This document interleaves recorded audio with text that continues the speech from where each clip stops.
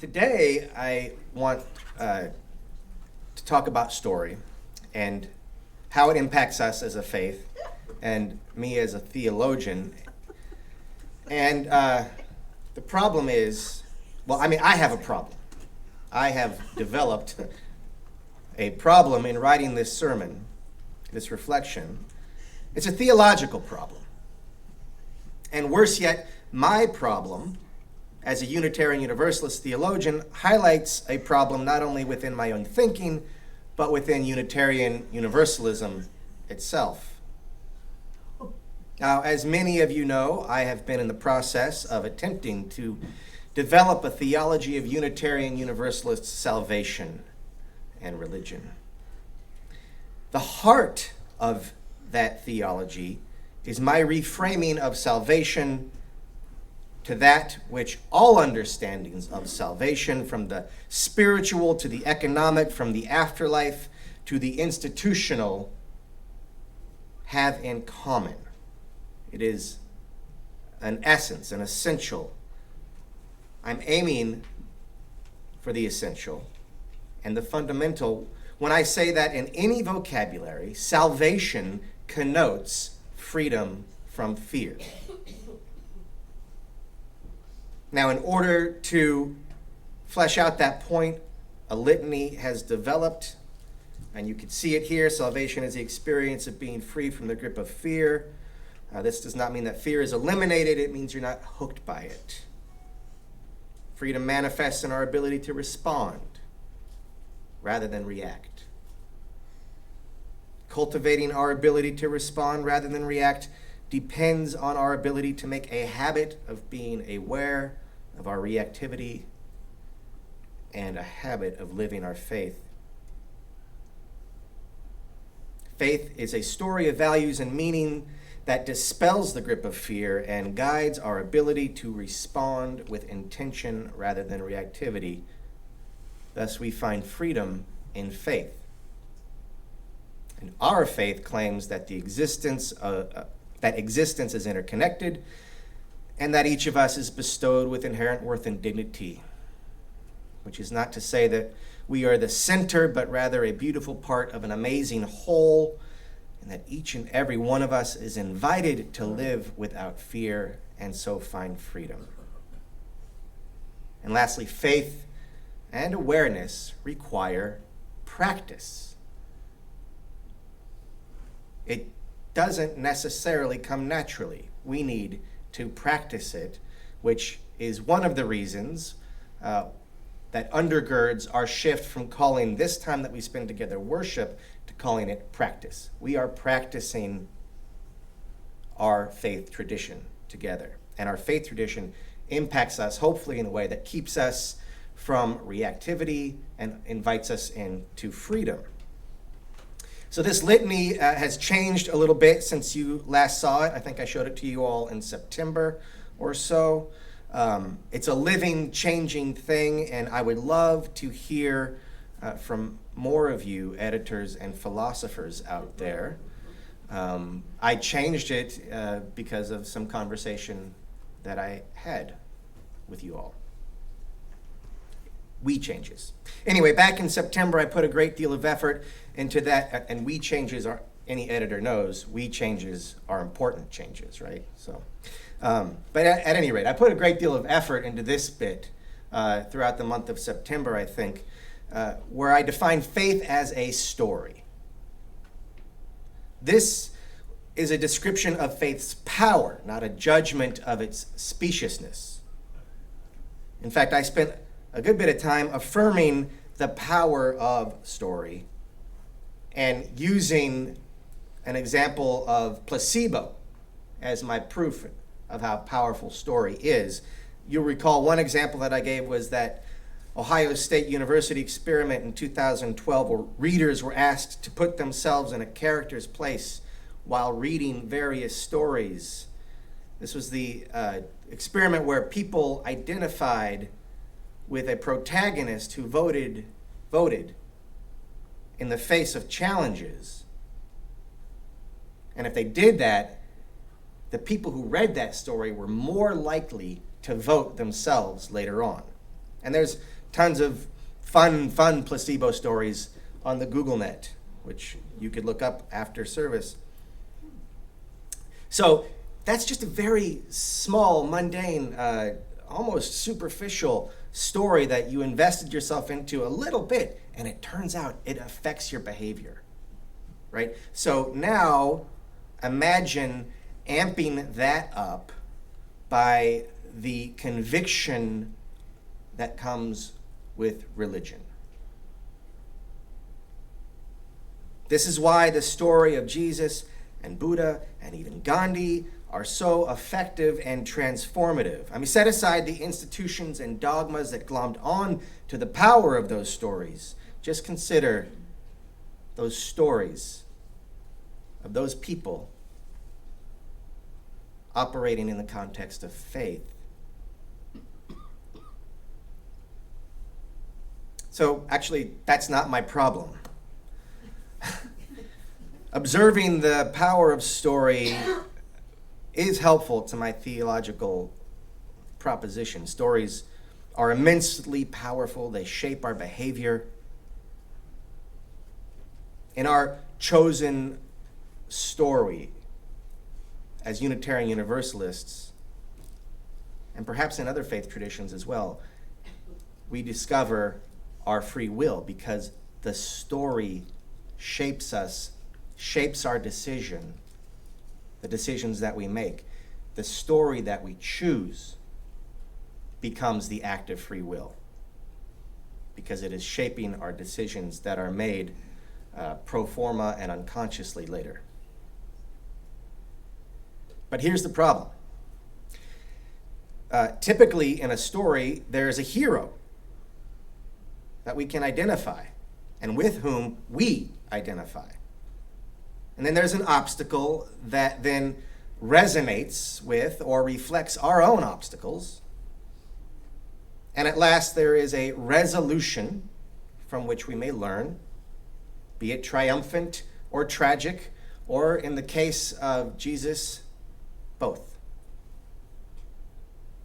So the problem for me is that as stories go, our Unitarian Universalist faith leaves something to be desired.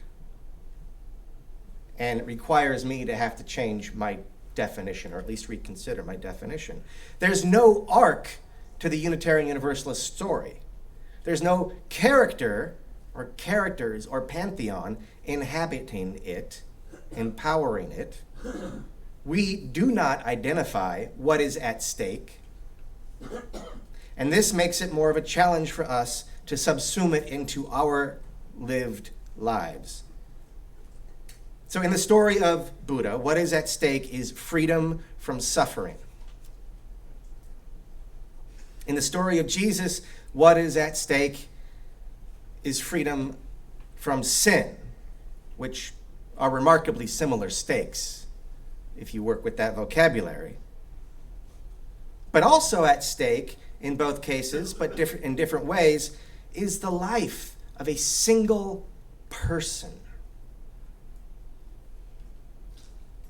Now, we do have our culture heroes, our Margaret Fullers, our Emersons, our Theodore Parkers and Clara Bartons, our Whitmans, and other historical figures who embody some aspect of our faith.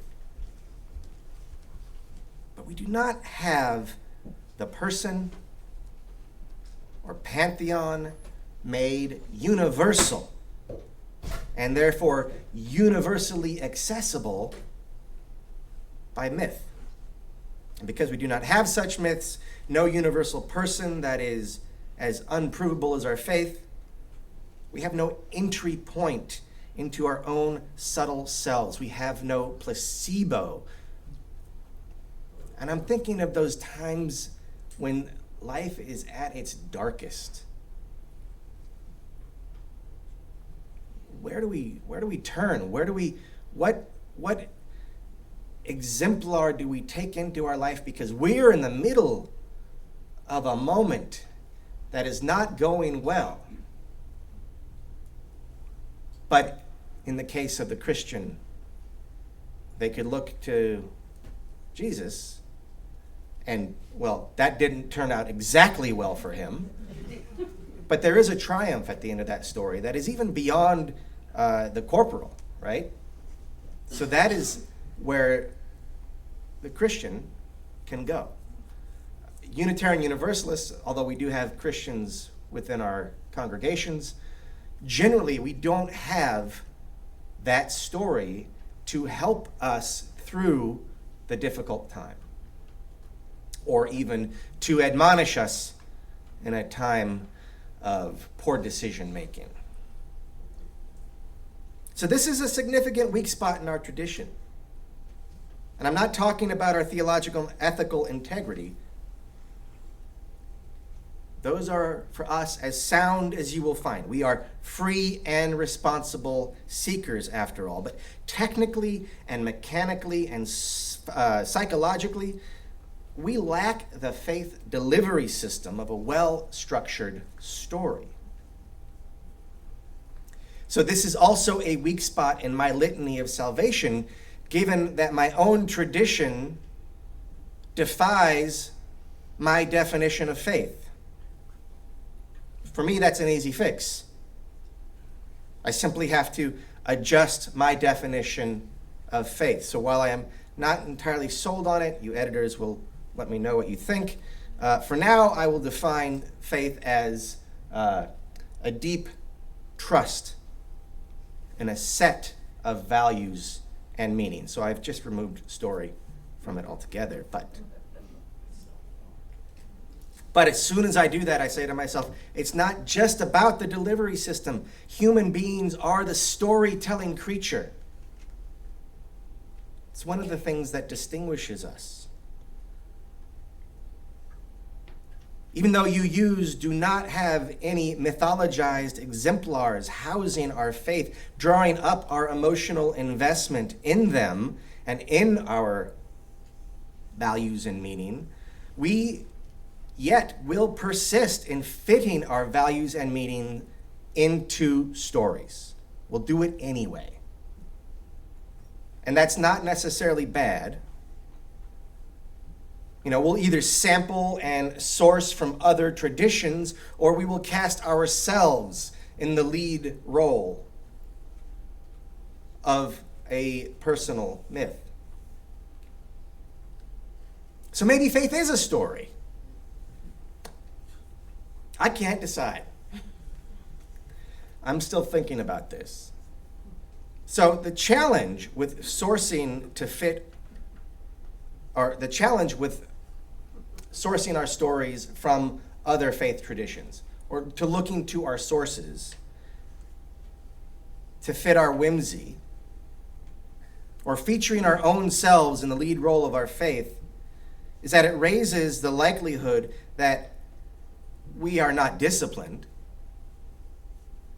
We have no discipline. Our faith is based on whimsy. Our faith is self-serving. And it is therefore all the more easy to slip into the mundane sort of narcissism that leads to reactivity, fractious relationships, denial, planetary destitution, not turning the other cheek, but rather turning a blind eye, and leads to a what's in it for me consumerist participation in one's religion.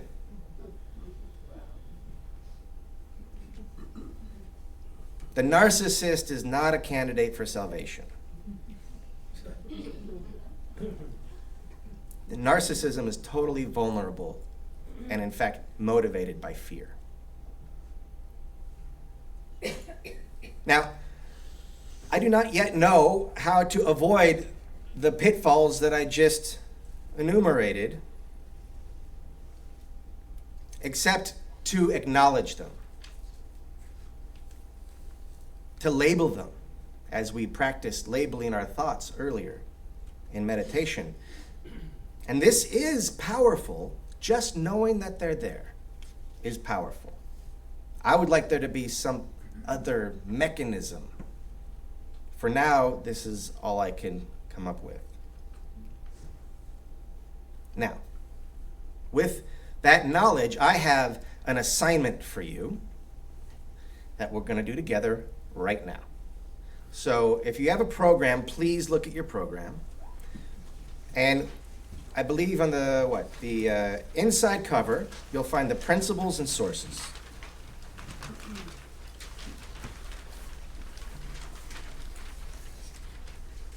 So what you do have are the faith stories of others, which we refer to as our sources,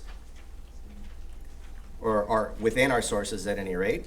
And we have our principles, which I would argue are unstoried statements of faith claiming that existence is interconnected on one bookend and that each of us is bestowed with inherent worth and dignity on the other bookend. Neither is entirely provable. Both operate beyond the material. They operate on the field of faith. But they're not stories. They're descriptions, they're observations. Perhaps they're aspirations. Our principles are story ghosts. If they're stories, their story is without a plot or character. They're souls without a body. And without a body, there is nothing at stake because we do not see what is lost when they are lost, nor what is gained when they are employed. They are primarily cerebral, and thus we miss out on the great emotional hook of compelling stories. We miss out on pathos. We miss out on romance. We miss out on the tragic, and we miss out on triumph. So while we do the musical reflection, when the music is playing, I want you to find a story from within the sources, or a story from your own life, be it that you've experienced or witnessed or know of, that matches one of our principles. I want you to establish the protagonist, establish what is at stake, and establish what is won or lost by the resolution, and do not be afraid of the tragic as teacher. So you could fit your story into this little, I don't know what that's called, but whatever that is. You could, if Ricky did not put up the Darth Vader, then nobody would have understood the story. But Ricky did put up the Darth Vader, and then the children really got into the story. Something like that. But connected to a principle. So in this case, I would probably connect that to the first principle of inherent worth and dignity of each person, because that story spoke to the children. In fact, they spoke the story, so it acknowledged their inherent worth. So something like that. So fit your story into this little paragraph, connect it to a principle, and you'll have some musical reflection time to do that.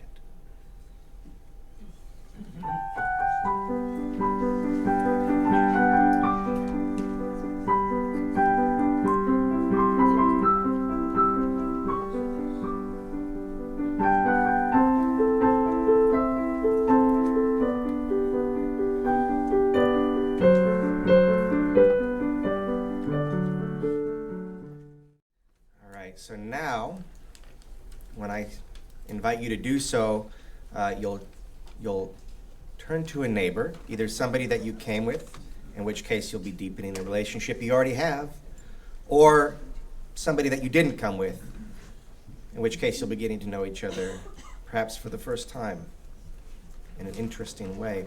And one of you will share this little story, and the other, maybe it's the other two, will listen. When you are done with that story, I would ask you to sit in quiet reflection about that story. I will signal the end of the first part of this exercise, probably by interrupting you while singing.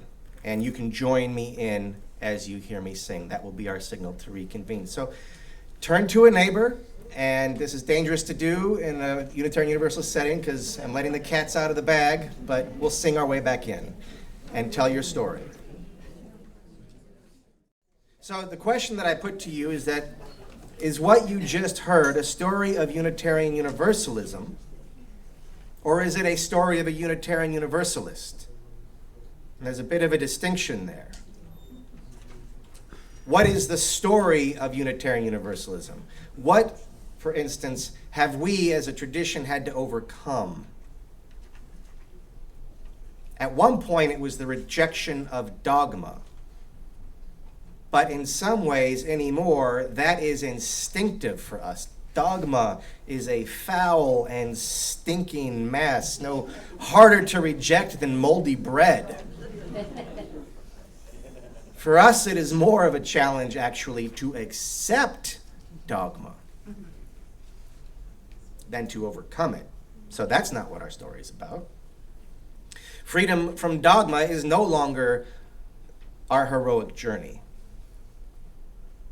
A more heroic journey for us is to live faithfully without dogma, and that is not actually easy. It takes practice. How do we exist and communicate as a religion without dogma or creed, without even a story? It's a huge challenge. To opt for the ambiguous truth over fallacious certainty. It's an existential challenge to our tradition. Now, it is also one that we actively and enthusiastically cultivate. It is why you are here. But it's hard work. And it may feel exhausting at times. And you know what? It should feel exhausting at times. But exhaustion and work invigorates our soul in the same way that power yoga invigorates our bodies. Invigorates and builds strength and stamina. Our principles are aspirations. That's how I think of them. They are the challenge in our story. I believe that our story may be to move from their deficit to their realization. What do? We have our principles but no story. We have individual stories but no collective myth. Or could it be that our essentials, our principles, reveal to us that our individual stories are also collective? We are connected, and our story is shared. We kind of experience that during joys and sorrows every week, I think. Given that we have faith in the inherent worth of every person, that everything is connected, would not our individual stories, when shared, become the fiber of our faith? Is this not an exercise of empathy? And is not empathy the way of connection?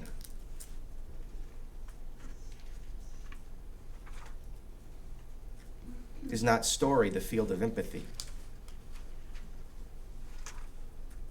Perhaps it is not so much the story we are telling, but the one we are hearing that is most important.